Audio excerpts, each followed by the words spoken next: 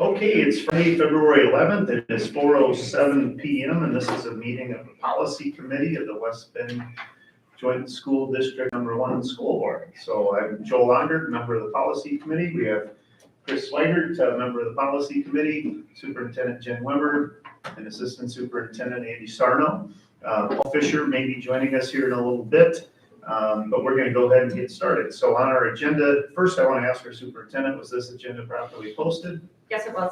Great, thank you. And on our agenda tonight, we're going to review policy 187 and then policies in series 600, which is fiscal management policies, policies in series 700, which is support services policies.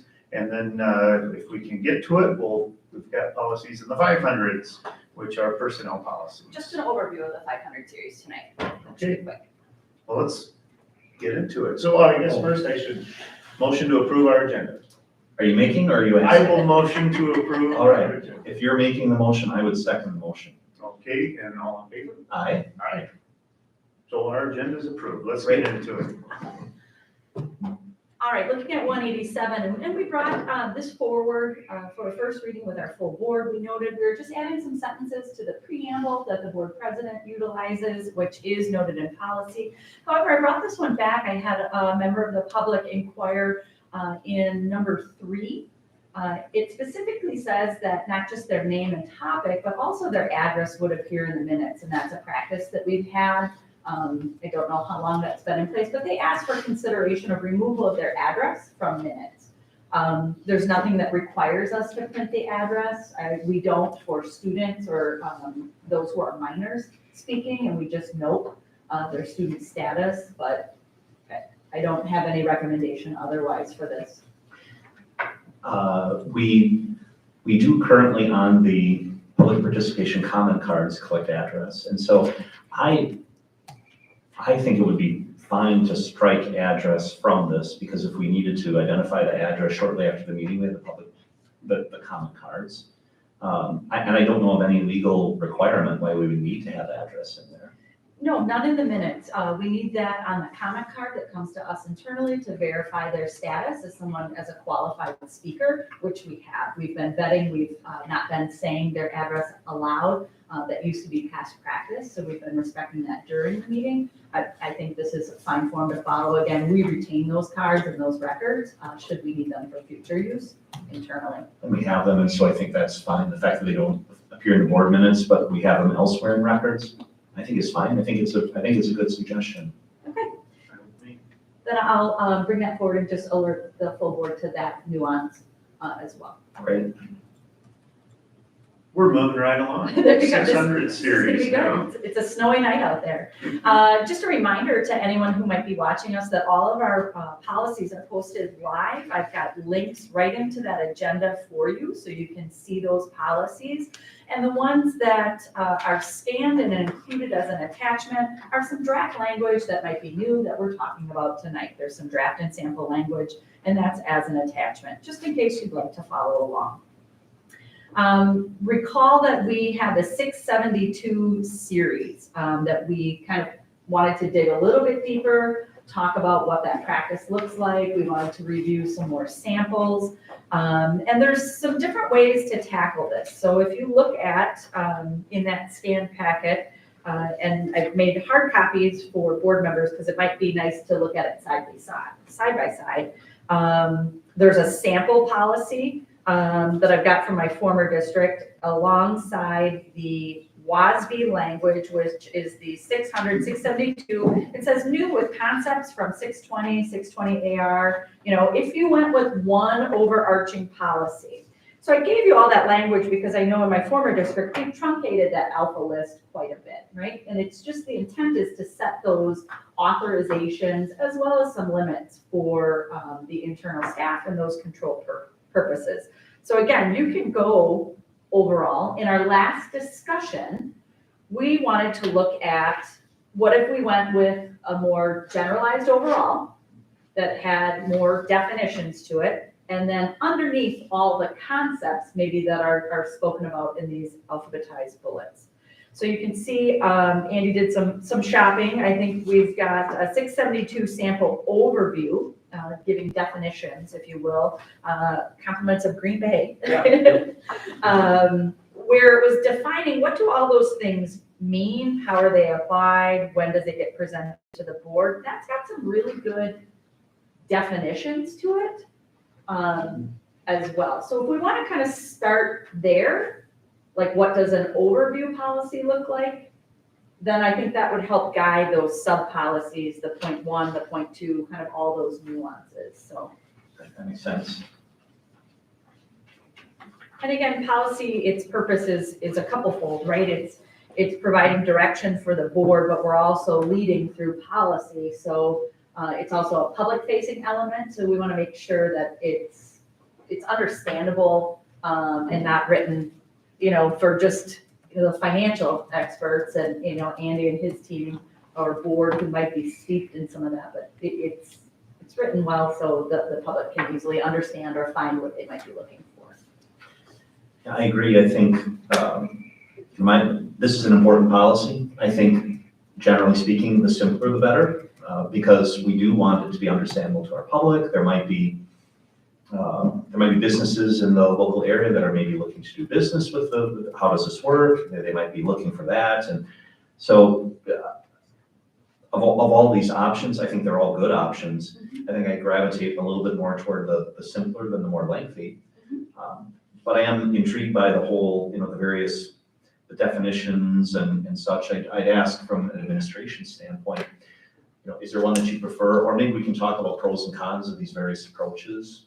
Andy, do you have thoughts one way or the other? What I like to look at is the policy, which then is public facing and provides that framework. What can complement that is then the practices and our procedures. And so where one of them is, and it's a comprehensive policy, how can that then be used, supplemented and added to with the practices similar to what are in the point 1 where there's a matrix? When we look at, and what's really important to me are 2 different things. Number 1, how do we go about buying something? What do we have to do that's special? The second component, at what level does that then trigger the different methods or the processes that we have to go through? So regularly, and this is the language that's in both of them, and I do have an updated, completed version, but looking at things $10,000 and less, that's one set of rules. Currently, we're at $5,000 in our existing policy. I think between inflation and the federal government's a little bit more liberal stance in a sense, that's been increased up to $10,000. They also, on a federal side, has a $250,000 in excess of. Now, I think that's a little bit too large for us. I think representative of our community and maybe even the size of our organization, because there's much larger districts out there purchasing way different things at different volumes. Maybe we need to look at something like $100,000 in excess of dollar amount. And then for that matter, between $10,000 and $100,000, what do we need to do to make sure that we're getting what we want at a dollar amount that's competitive and fair for everything? So, and again, when we take a look at buying something, getting multiple prices, buying something with an RFP, request for proposal, sealed bids, those type of transactions. So $3 amounts, 3 types of ways to purchase something, and that's what I'm hoping that the policy is representative of. Because that'll give our community, it'll give our employees the 6 different things that they need, and then we can move forward and make sure that we're in compliance with that through those purchasing practices. So, long story short, that's what I'm after. And then, Andy, when you talk about and wanting those kind of frameworks in that 672, where we've got kind of that list, if you look at that population, could you walk through, if we were to use this approach, some of those amounts, what you're recommending and kind of why? So if we were looking at A, per se, right? If we were going to use the WBSD template language around, maybe some of these pieces. I've got that up. You want to look at it? Yeah. Yes. There you go. That's exactly. Yep, because they've got this piece in front of them, but I know you've got some recommendations. So if you can walk through kind of which, of the alphabet soup presented, which letters would you want to be included? And what would be your recommended dollar amount and why? So, under item 2A, where it discloses and talks about transactions, what comes in front of the board for approval. So except and it talks about this in item number 2, right off the bat, except in emergency situations where something needs to happen, where we still disclose items to the school board as promptly as possible, what does or does not need to come in front of the school board.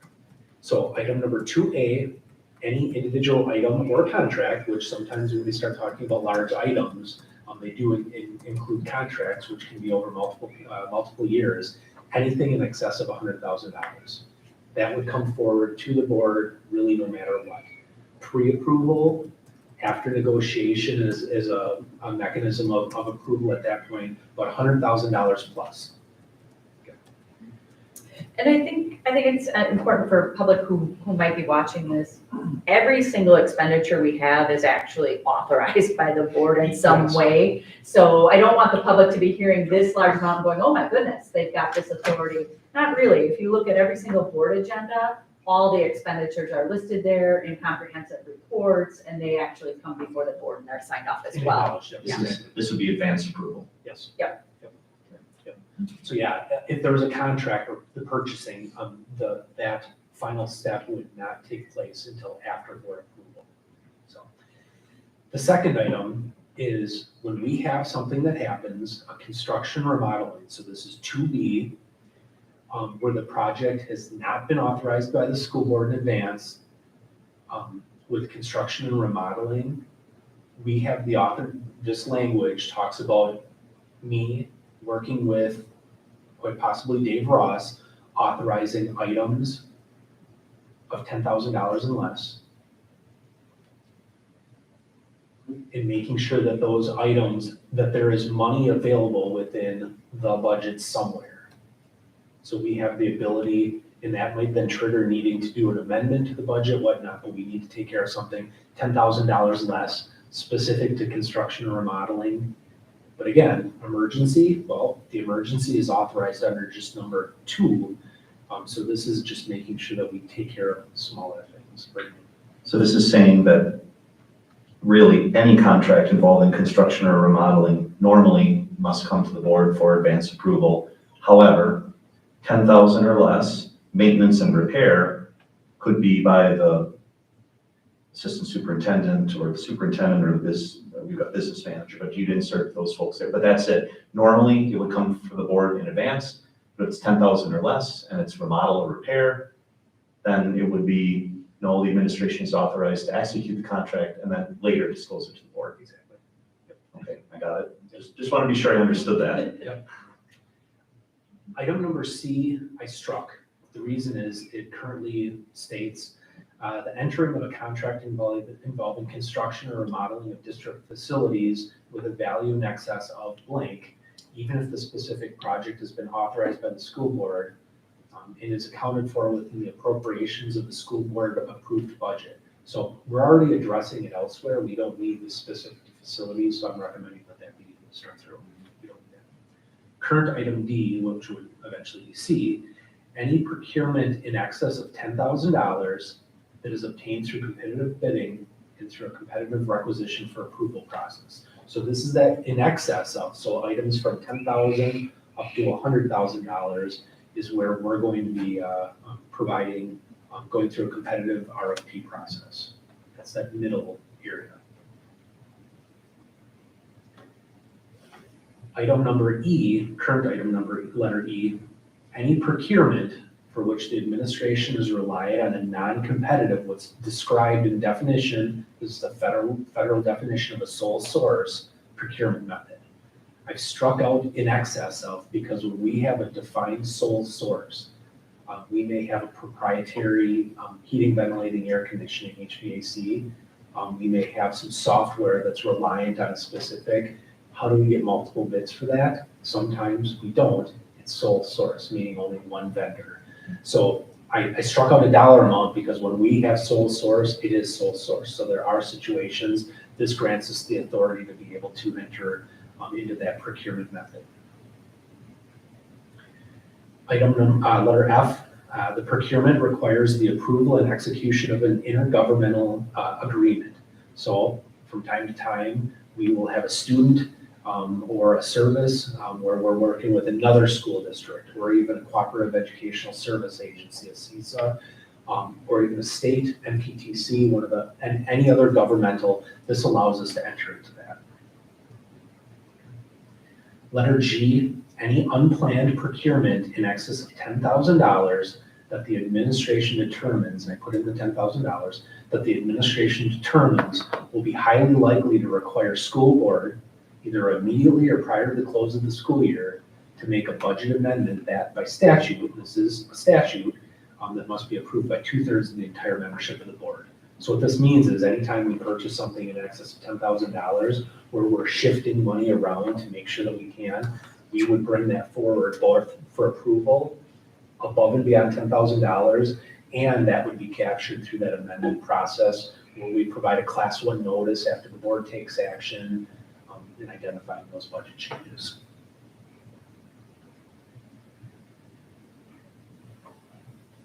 Item number H is any procurement that the administration proposes to pay for using unassigned or an assigned fund balance, so any type of fund balance or our equity accounts. So that would come forward for your approval, no matter what the dollar amount.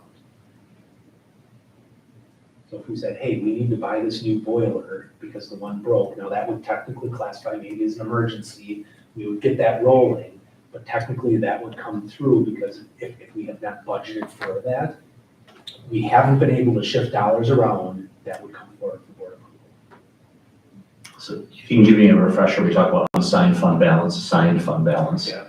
This kind of applies, there are additional categories, maybe just if you can refresh me and the public on that. Yeah, thank you for that. So the different classifications is a part of our audit, the requirements through the governmental accounting standards boards.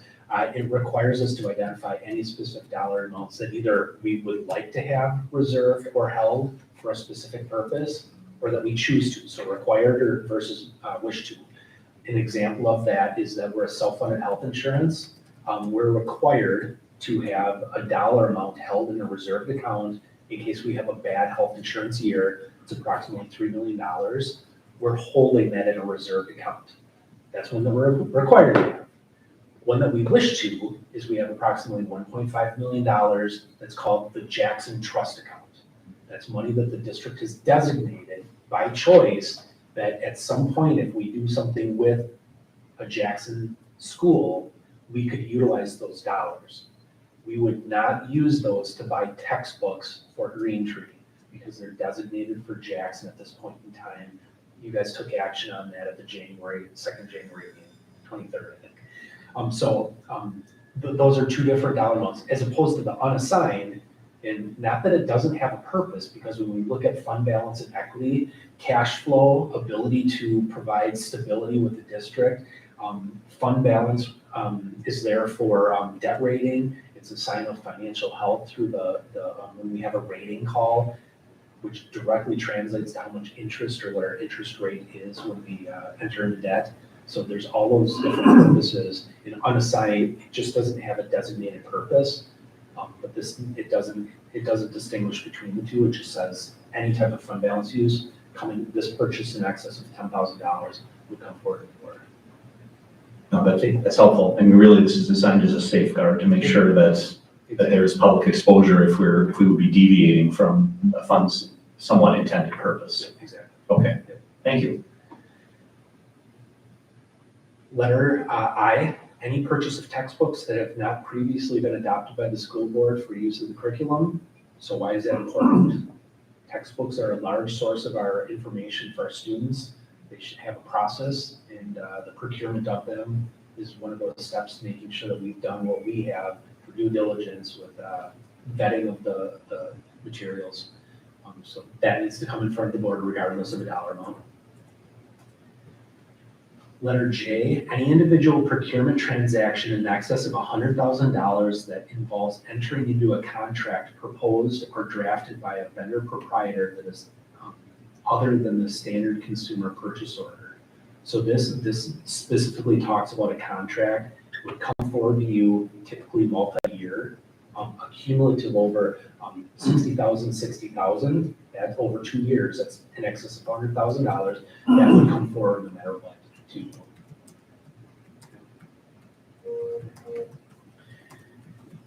Item K, any individual procurement transaction in which the vendor or provider is requesting that the district execute a contract in which the district would be expressly waiving legal claims or remedies, agreeing to name a non-district party as an additional insurer, and or agreeing to indemnify or hold harmless any non-district party. Again, anything that would qualify for this would come to you. I can't imagine where we would be looking at doing some of these because much of this, it increases the district's exposure to risk. But just making sure, again, this is very comprehensive, items A through K, only with the removal of C since it's redundant. It's very comprehensive. It defines the small and the large thresholds we have with an intermediary in between.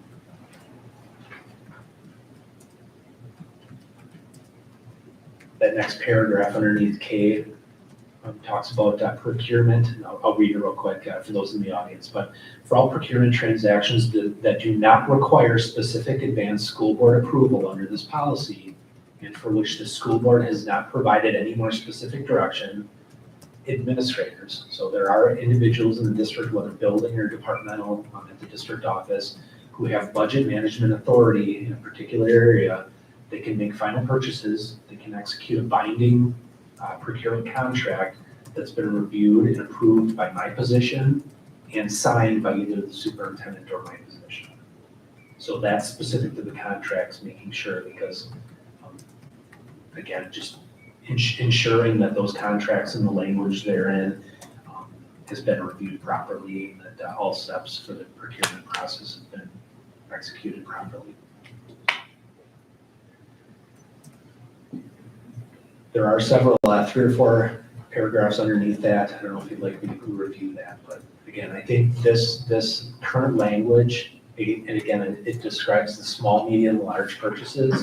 It defines the processes that district administrators and budget holders need to proceed with. It is comprehensive. It's comprehensive. I've taken a look at your previous district. The first 1, 2, 3 paragraphs are the same as the WASB, even number 1 is the same. It's just your previous district has a number 2 with an ABC, this has a 2 with an A through K. Right, and the A, we have the same discussions. We went through each one and said, where did we want to put the authority? What did we need expressly there? What was in procedural manuals? Again, what were the other checks and balances we had in place? So therefore, we were fine with striking a good amount of some of those actions. Or, Andy and I are fine with how it reads or how you want to kind of revise or maybe lessen language in spots. That's certainly an option. What I did add at the very tail end of that was we had, I think it was the local purchasing, I forget, like 0.4 or something. Yeah, something along those lines. Local purchasing is important to us, and we just had some parameters about that. We were saying, okay, let's take that language, which is at the very tail end, local purchasing. I kind of just added it at the tail end of each of the samples because we wanted to kind of just carry that forward, but nest it in whatever instead of having its own standalone few sentences. So we can kind of play with that placement of that piece as well. Local purchasing is still a consideration when we have a rating matrix or criteria upon selecting.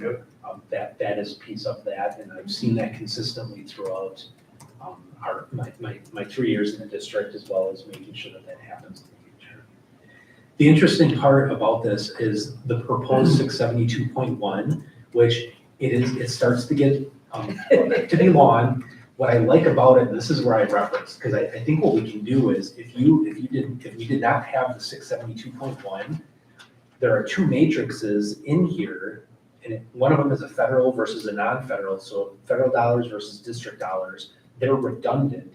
But this is the matrix that I could use, just a simple little chart that would be in the district's practices or procedure manual, and that gives a nice. I think you bring up a good point around the last time we were here, we really talked about the definitions and even looking at what we found in Green Bay, I thought was really nice. So we could, in fact, use kind of the definitions and the matrix of this is what that looks like in practice and put that as an AR to that policy so that it's supplementary to this policy. It's maybe not, you know, more and more layers of policy, but it's here that is visually, and here's what kind of these definitions are. We could use that as a supplementary piece.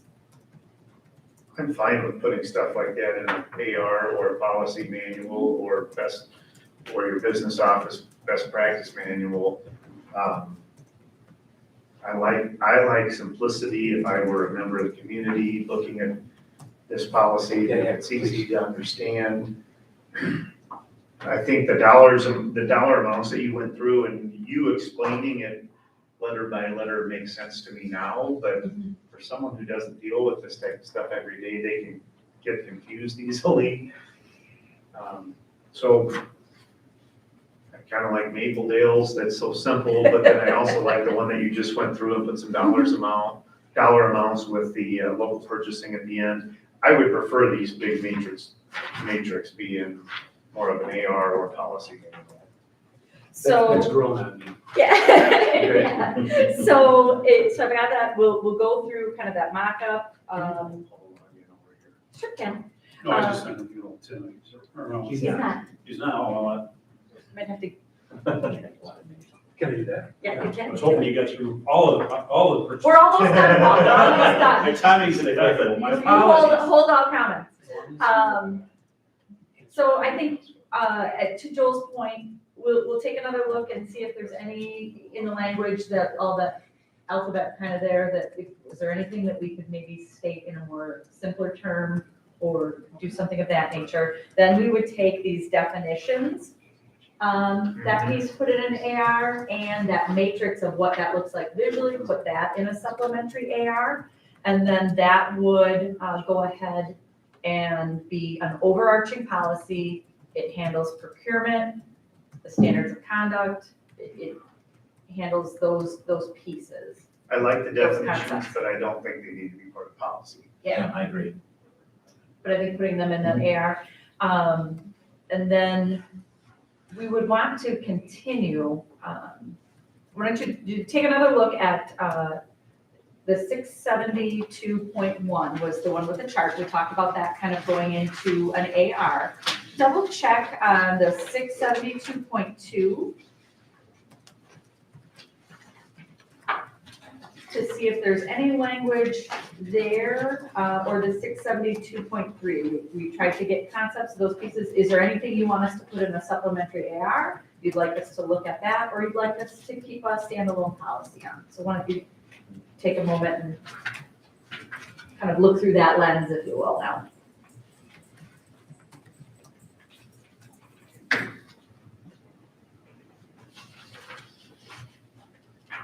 The language in this really speaks about the standards of what our employees must do and should not do. Again, it can be incorporated elsewhere, how publicly facing should be. If it was not a policy, we would certainly incorporate that into a practice or procedure.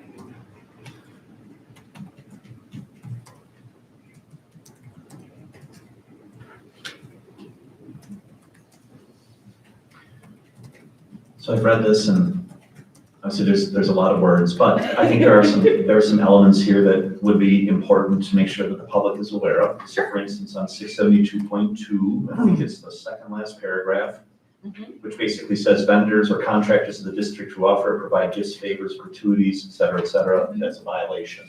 Okay. So to me, that sounds like, well, we want to be sure the public is aware of it.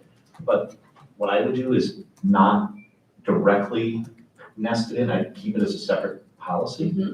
But I'm up for other thoughts on Yeah, it. I think that's fine. Are there any other pieces that we want to tighten that language? You're saying that piece for sure stay in. Any other pieces to tighten up on this one? I guess I would ask, is the way that it's written right now, if you were to lift that paragraph up to its own policy, it doesn't quantify, so is taking someone to lunch allowable? Do we want to put a dollar limit on it, or do we want to say nothing? Loose as it is right now, I think is then you might as well not have it.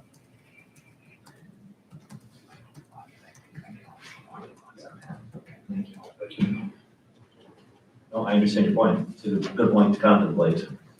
You know, we've had clients that, you know, gifts or entertainment in excess of $50 or up to $50 is allowable. But then you get into, okay, so, you know, Oh, sure, I do 4 things at $50 a piece instead of, sure. Or companies that Whatever. do holiday gifts to Yeah. organizations, things of that nature that we've seen. then, I don't know, you guys, from what you see in your corporate mindset, you know, and certainly Joel, from you in a sales capacity, how have you seen organizations tighten this up? Clamp down on it? Versus $35. Okay, I'm trying to remember, I think ours is 50, so it's in the zone. Do we want to look at something, putting it at $50 and including something like that?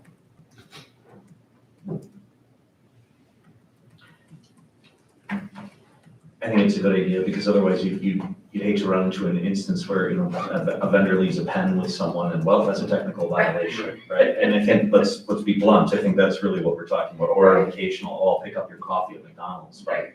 As opposed to, oh, here's a new car for you, right? They're two totally different things, so, Never in my career, how about you, No, Andy? well, Yeah. not in mine either. It's but- not really common.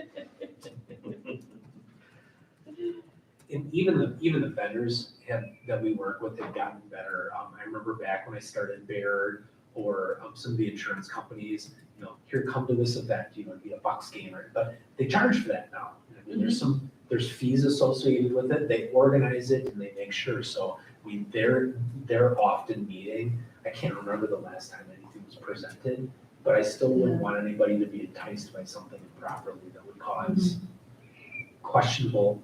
Going back to the procurement, well, geez, you bought that Right, bid, so.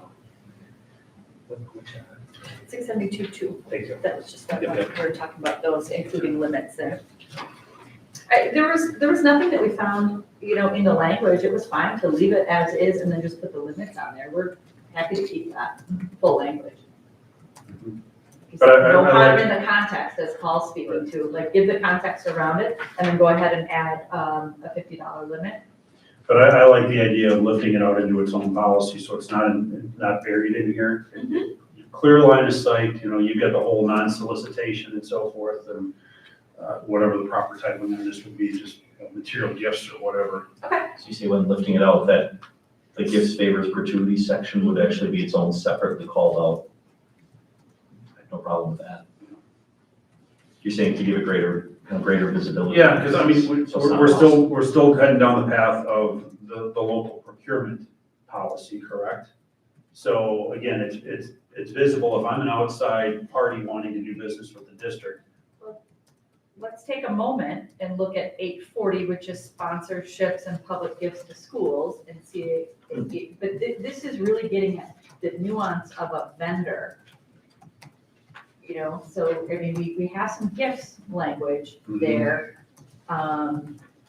But I think to Paul's point, it has to stay nested somehow in the 600 series because it's unique to a vendor. A vendor And looking procurement, to. looking to grease the skids on a Yeah, future deal, a right? vendor looking to further a commercial relationship with the district, as Right. opposed to Mhm. a family wanting to gift something significant Yeah. to the district. Well, and I can follow up with WASB and say, okay, we're really interested in this nuance of that and see what recommendations they have. If they've got something a little more, that would certainly fall to perhaps a different number. And they might have some good complementary language around that. But I think I understand like you said, that what to zero in on there. Mm-hmm. Okay. We'll bring back a draft of that for you to look at. Anything else in the 672.3? Again, you've got kind of an overarching policy, and I were fine with this as it stands. Was there any other piece or something you wanted to tighten up because you feel like the overview has some of the concepts, or how would you like to proceed with this one? This is a WASB. 672. Let me grab my dashboard, 672. 23? 672. This is the cooperative purchasing policy, right? 672, 672.3, we had some pieces before. I think we changed the labels on that. This is new policy and language. It just falls under that subset of 672. So we haven't had language like this per se. It was completely new, if we're saying if we're gonna go with just a real generalized 672 and concepts nested underneath, this was an option, so. This is touched on the overarching 672 that we previously discussed. There's Yeah. Well, I was just gonna say, it's not a bad policy. The question is, Do you need it? do we need it? Because we've already talked about it. I mean, essentially, this is saying, oh, the district might avail itself of cooperative purchasing. And that's what we said. Now we've solidified our direction. We have an overarching. We Yeah. don't necessarily need these underneath. Yeah, my initial reaction is we don't need it, since we've addressed it. I agree. We'd agree with that. So there's some simplification. There you go. Got one.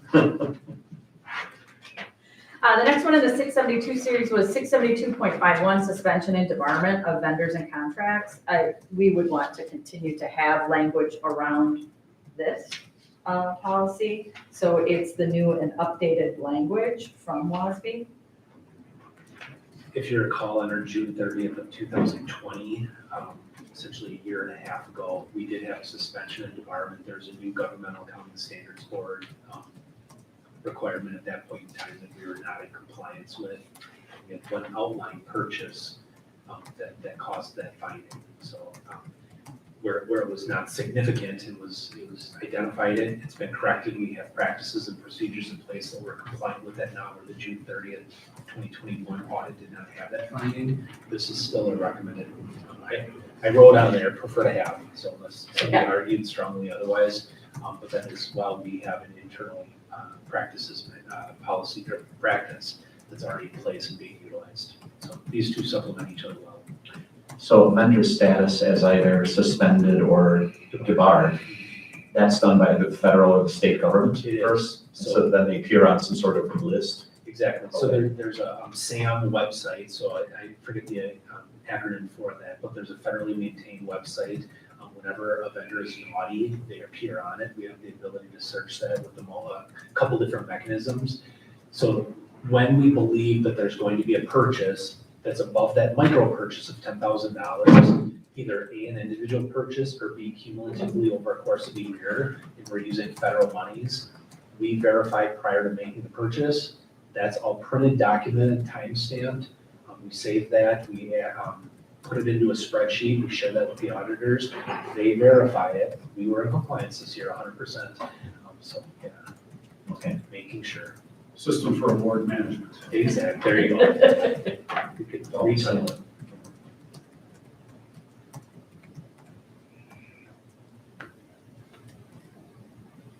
I think It's fine. keep it in there. Yeah, Right. that's It's, fine. it is lengthy, but it's the recommended language from WBSD, and I really do think we need this policy, so. I think it reflects current practice and is consistent with where we want to be. All right, sounds good. Thank you. So to recap on the discussion, we've determined a path for 672, an overarching purchasing policy, an AR that's going to have a visual chart as well as some definitions to support that. The standards of conduct, we're going to look at and really zero in on the concept of vendor gifts specifically. We would be removing the 672.3 cooperative purchasing, as well as the local purchasing, because we've taken that language and put it right into that purchasing overview as it was. And then followed with the 672.51 suspension and debarment of vendors and contractors. So that was that big weighty 672, so thank you for that. We would, remember we went through all the ones in the last marathon meeting that were connected to an update or some other, we still have, I would recommend that we add 645, the investment of school district funds to the list of policies for removal. If you take a look at that, that concept is now found in policy 652. revenues from investments, and that's with updated language. So we've taken care of it in 652, so it just needed to get added. And we didn't talk about that slate in that way that first time around.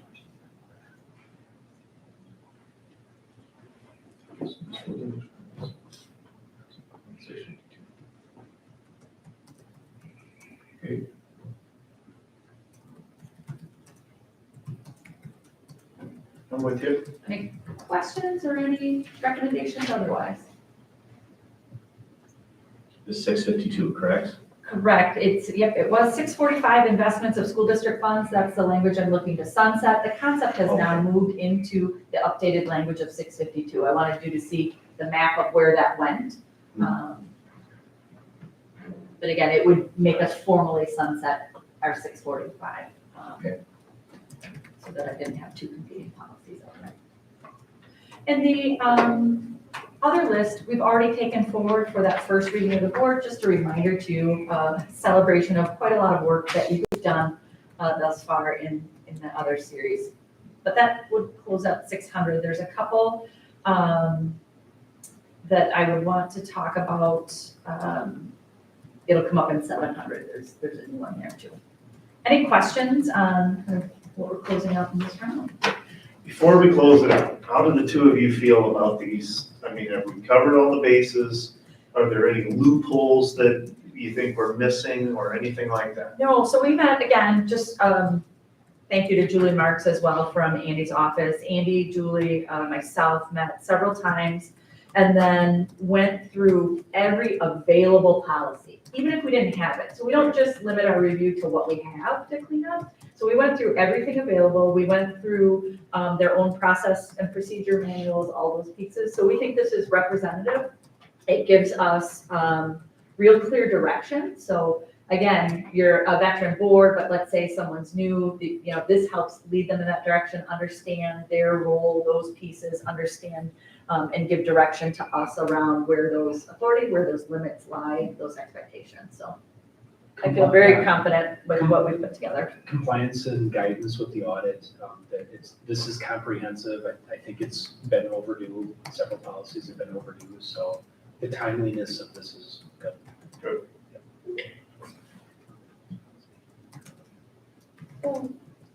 Yeah, you know what, you're right. Andy's got the, circling back, remember that we talked about fund balance with the full board?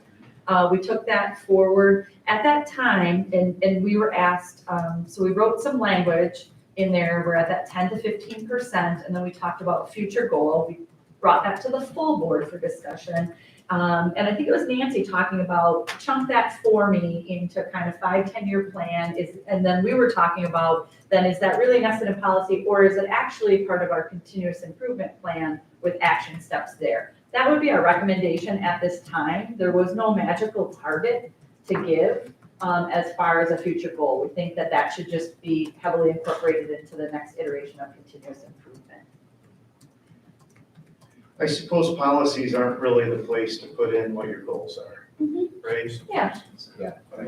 Unless there's some state mandated deadline for compliance on something, I don't think we want to handcuff ourselves that, the numbers change, then, well, geez, to not violate policy, it's got to come back here and go through 3 readings and all that other stuff.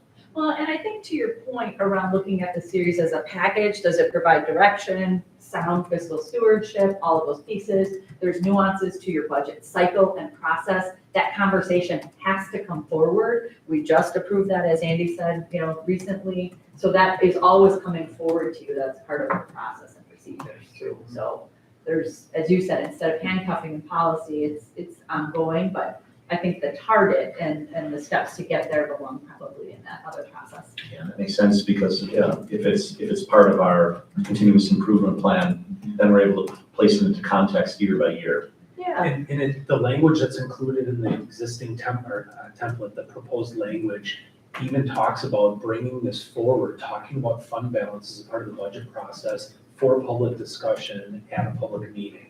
So as we look at the revenues and expenditures and projecting out for the next year plus 4 additional, what does that look like? What are we able to do? But highly contingent on what dollars are available from the state as a part of our revenue limit, we have to keep in mind we're the only taxing entity with revenue limits. Cities, municipalities, tech colleges, they don't have that as part of their funding.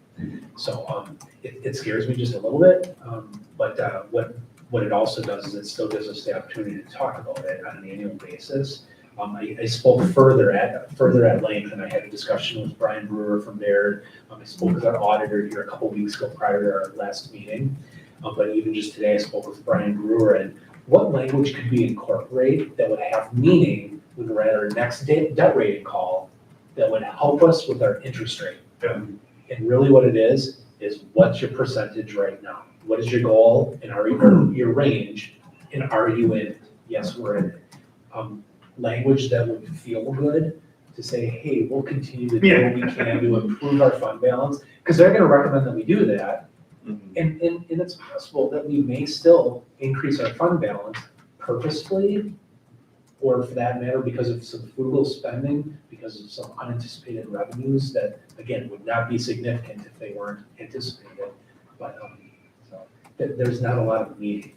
Right. That rating call, they just want to know the percentage, and are you within where your policy? Do they look at your percentage over the last 3 or 4 years? They do, yeah. Okay. Yeah. In fact, they even compare, so when we had the debt rating call this last summer, they compared where we were now as to a couple of years ago when we had our prior debt rating call. So they look at that growth and that movement. Okay. I would say you put more weight on that than hollow words of a policy that, sounds good, but past record, you've completely missed. And as a part of that forecast model that we're using to project out the budgets for next year and the following 4, they ask for a summary of that document. So they receive what our future looks like with revenues coming in, expenditures going out. Again, projections based on a lot of assumptions, but they ask for that and see what that looks like, making sure that we've taken steps specifically with, even though we have a strong economy in our communities, they look at declining enrollment, they look at a little bit of stagnation that's happening with revenue sources, but they bring all of that in and make sure that we're addressing it, so we're not putting ourselves in a bad financial position. So.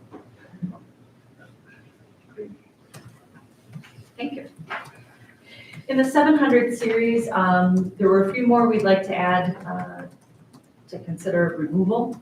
731.3 was employee and visitor identification badges. We have language around wearing our identification badges in our handbook. We have other visitor procedures and practices to follow, which include that ID.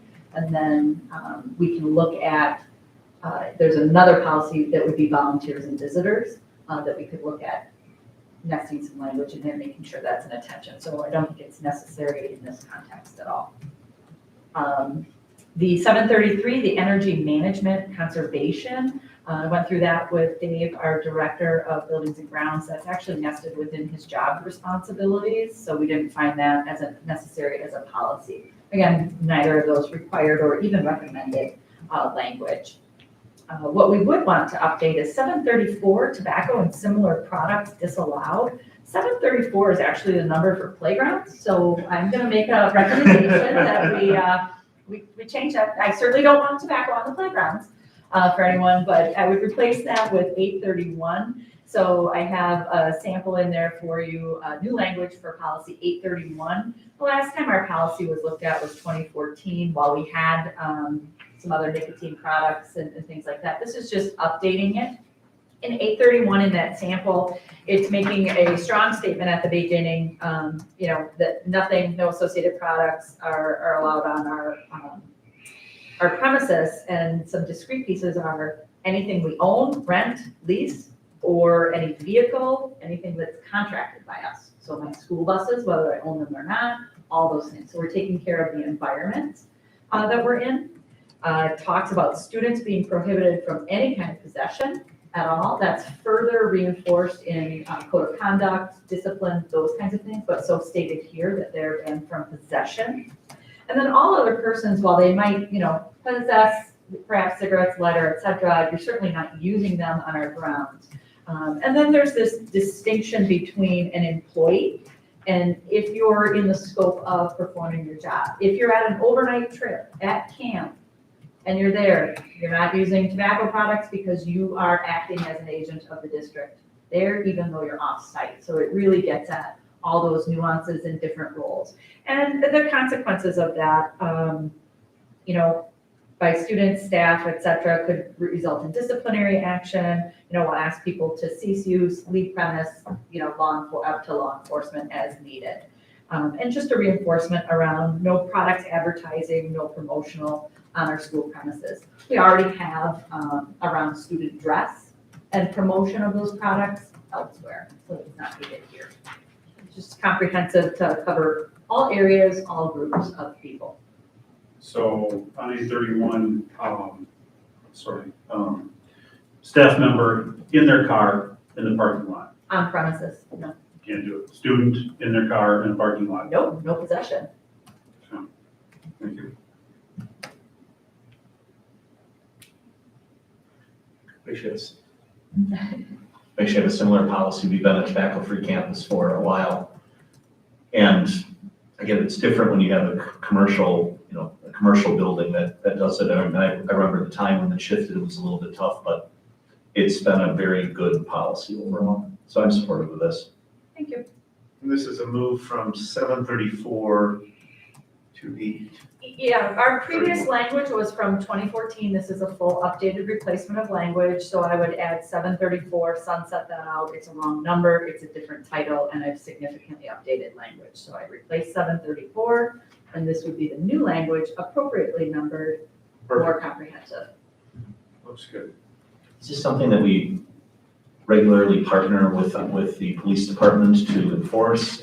I guess my question is the language of this appropriate for whatever we might need there? I'm assuming it is, but.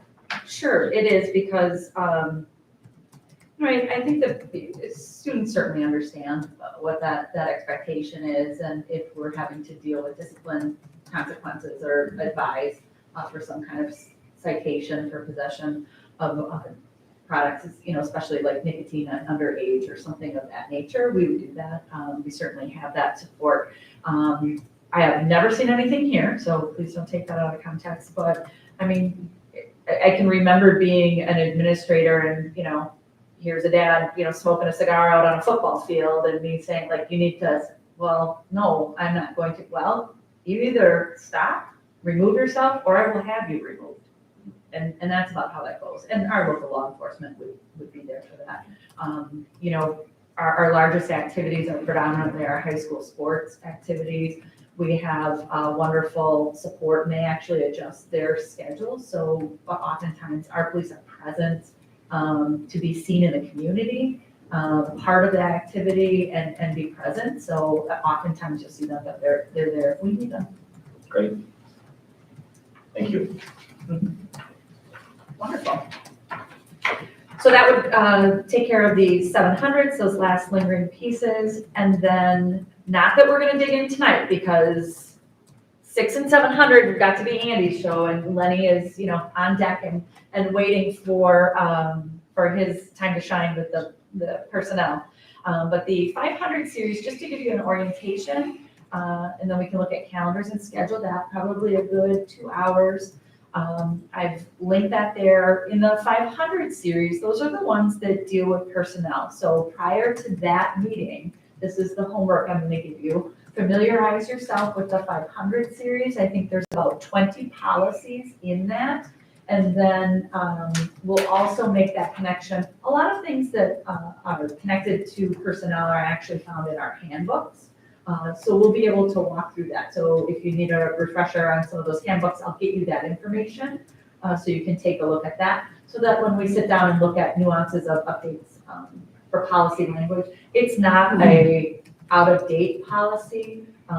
You can find the policies in your active tab. We'll do that markup series and get that loaded for you so you can look at those. But again, they're found publicly on our website. I've linked that there. And there's about 20 policies. So again, that's what I would ask kind of for your homework assignment so we can hit the ground running on that next series. And I would anticipate that one to be a full another, like a 2 hour digging in and kind of seeing it to completion. Any questions on that series?